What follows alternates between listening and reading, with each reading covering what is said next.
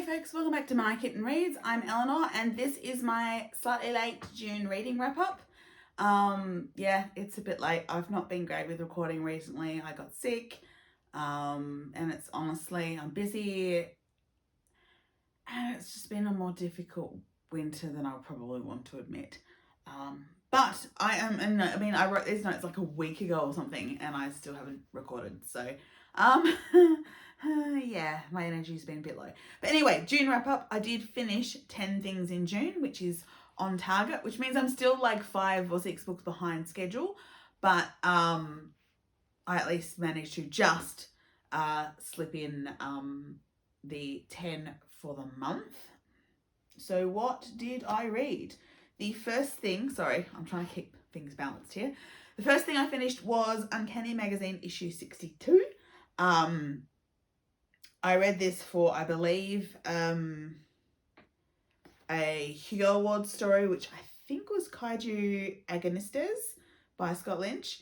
But I also read, there was the ones that I actually liked were For Whom the Hair Grows by Tia Toshiro, which was a Rapunzel retelling, but with a regretful witch and a hero you probably don't see coming.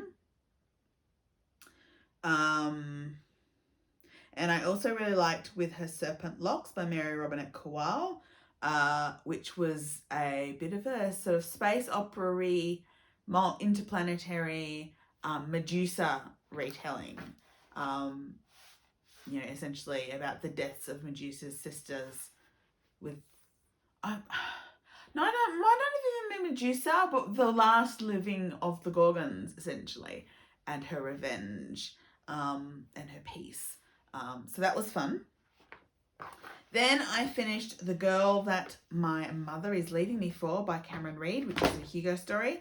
And in this one we have a future corporation where the CEO keeps cloning herself and repeating her origin story.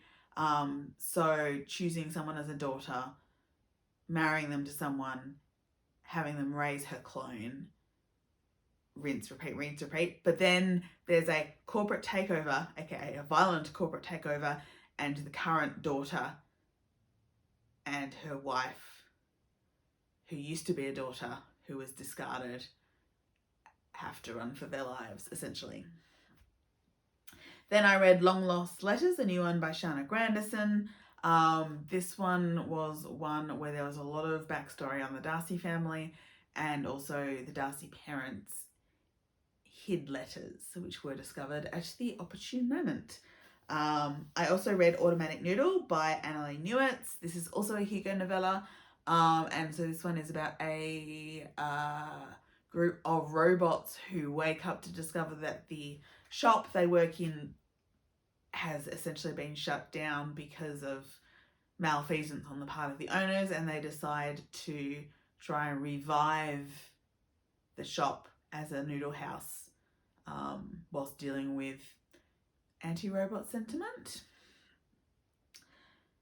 It was alright. I didn't love that one, but yeah. I also reread Vigil by Angela Slater via audio. So this is the first in the Verity Fassbender series, which is an Australian urban fantasy trilogy.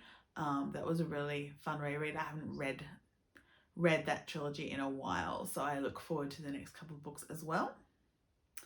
Although it did take me a while, so I might pick them up in paperback, which are on my shelf over there, rather than audiobook. I read Best Served Cold by Wade H. Mann, which was a collection of, I think, about 7 Austen variations based around the idea of people, mostly the women of the story, getting revenge when wronged. It was alright. It wasn't my favourite.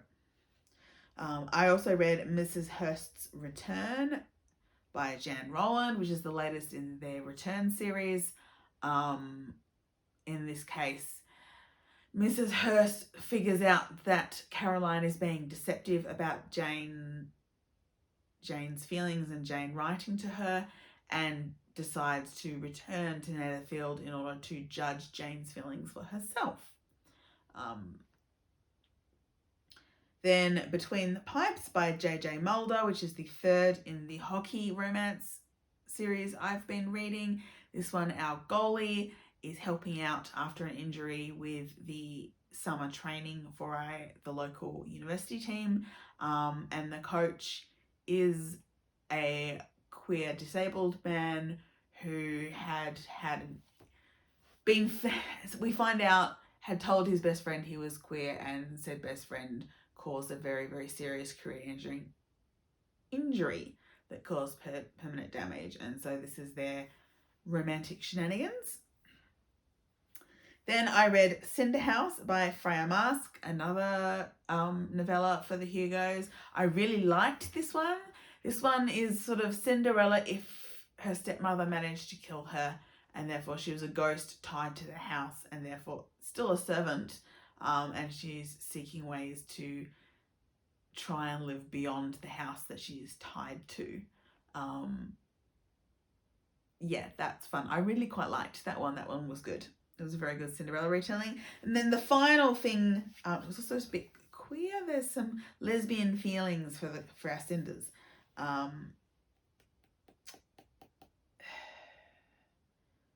And then I finished off the month by very quickly doing a reread of Check Please, book 1, #hockey, because I was still a book down and I wanted something comforting.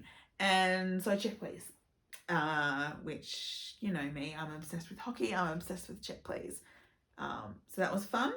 So that was my month of reading. A bit of a brief overview because I am quite tired, but I really wanted to get this recorded. So the 10 books, 3 of them had queer characters of some or themes of some sort, and 1, Check Please, was written by a woman of colour. Yes, so that was my month. I'm hoping to put together a mid-year check-in on my reading goals, so hopefully that video will be coming soon. I still have at least 1 Our Crate to unbox, with another one probably incoming. And this month I'm sort of rereading a lot, to be honest, because it's a very stressful month. I'm not feeling great. Rereading seems the best way to go about things, but we will see. So that's my June reading wrap up. I hope you like it, and always happy to chat in the comments if you wish to. Please like and subscribe, and I'll see you again really soon. Bye.